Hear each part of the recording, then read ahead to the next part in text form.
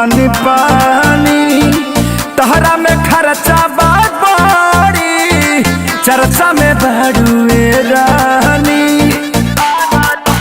हाँ देख के चढ़ल जवानी होखेला मन पानी पानी तहरा में खर्चा बेसी चर्चा में बड़ुए रानी।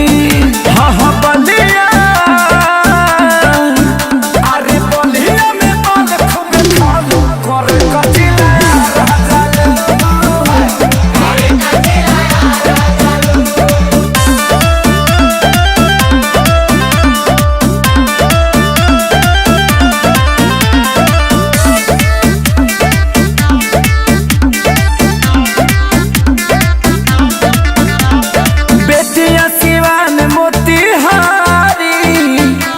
करेला पारा पारी संजय से आमी आकाशीय मुझो में होता वे रोज मारा मारी।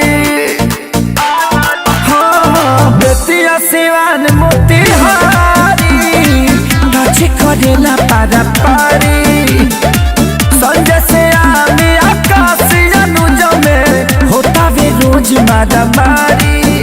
अरे पवन खेसारी हुए चालू करे कजी